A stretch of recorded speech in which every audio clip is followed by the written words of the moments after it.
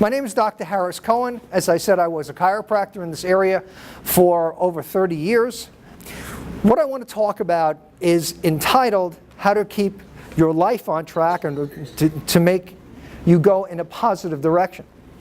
The way that I'd like to explain that to you is a little bit of a scientific background, because I think that a scientific background, if you understand why I'm doing what I'm doing and why I'm saying what I'm saying, then these things become a lot easier for you. The brain works in circles. And that's how physiologically the brain learns. It learns in circles. So, behavior is learned in circles. The way that you do anything is in the form of a circle. So if you have circles running your life, how can you change what you want to do? The more you do it, the deeper the circles get. So as we get older, what happens is, instead of trying new and different things, we do the same thing in the same old way. So, as an example, there was a gentleman who married this absolutely beautiful young lady. And it was Christmas time and they wanted a ham. So the new bride went in, she got her brand spanking new ham, and she looked at it and she cut both the ends off. The husband goes, "Darling, why did you cut the ends of the ham off?" She said, "I have no idea at all, except that my mother told me that when you make a ham, you cut both of the ends off." Okay. Christmas came. Mom was there. Grandma was there. He went to his mother-in-law. He says, "Mom, my darling bride of 3 or 4 months, who was cooking for the first time, said that you took the ends of the ham, then you cut them off.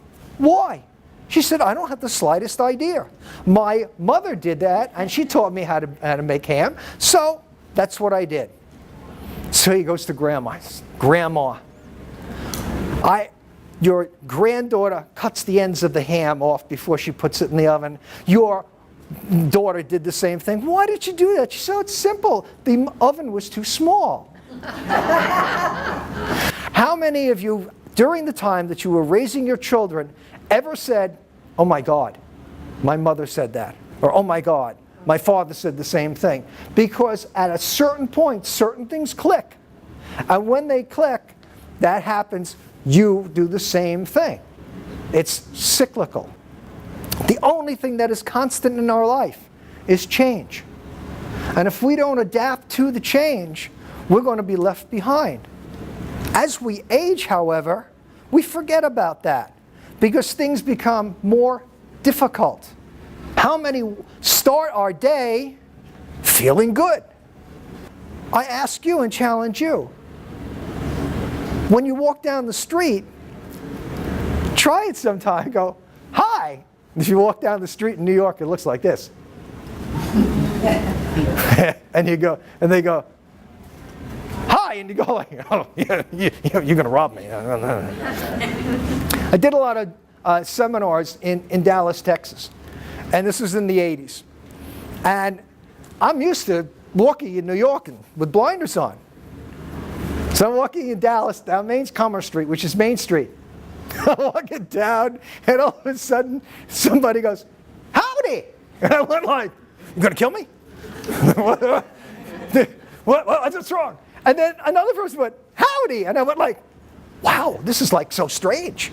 It's like people really actually like you. Like, what's with that?" And it makes your day. And I've had one great day after another, because it started out that way. How many of you have ever gotten out in the morning and not felt too good and stubbed your toe and look at that, come downstairs and the cat threw up, and you're ready to make breakfast and you don't have any eggs? Oh,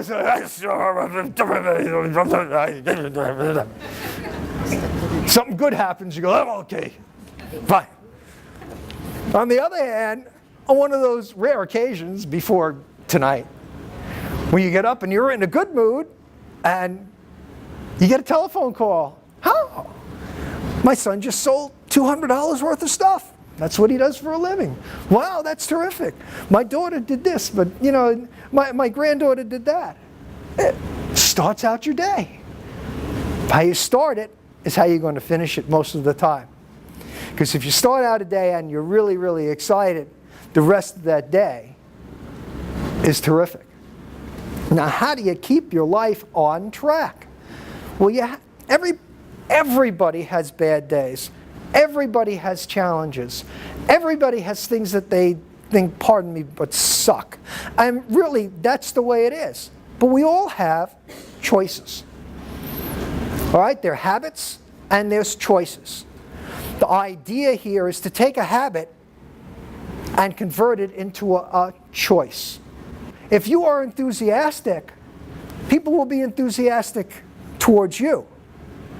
And if you're not, they won't. If you extend a hand, guaranteed they will extend a hand back. It's human nature. If you can catch people on one good thing that they do, they will love you forever.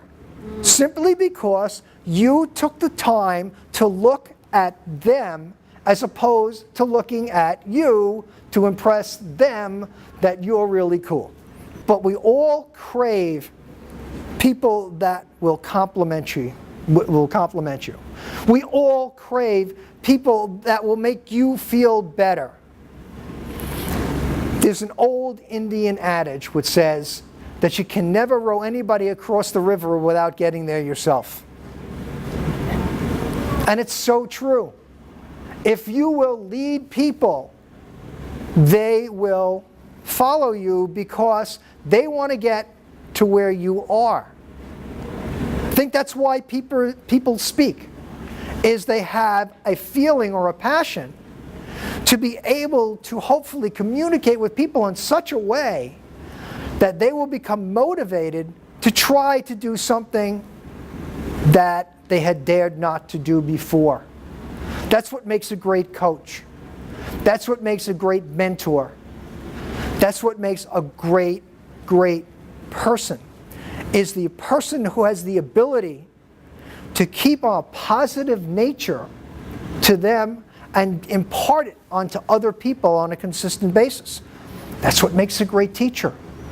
How many people can you influence by being a person that is going to extend themselves to other people in order to help them without really thinking anything else about it? Very, very few. There are very, very few people. But that is enthusiasm. There's two types of enthusiasm. The first type is you go to somebody who's rah-rah, okay? Who's very funny, who's very good, and you feel so good, and you feel motivated, and this and that. And then you go home and it was really good. Yep. And you're going to do the same thing that you did on Sunday that you did on Saturday. Okay? Sort of like taking a warm bath. It feels really, really good when you're in it, but when you're out of it, doesn't do it. And then there's enthusiasm, which wells up inside you because you're excited. Enthusiasm has passion. Enthusiasm has drive. Enthusiasm has determination. And it is that determination and the drive that makes you a better person. How do you keep your life on track? The more times that you can think about positive things, the more times that you're going to help yourself, and then you're going to help somebody else along the road. So if you want to be enthusiastic, practice it. If you let yourself go, if you let yourself be who you are, be the best that you can be.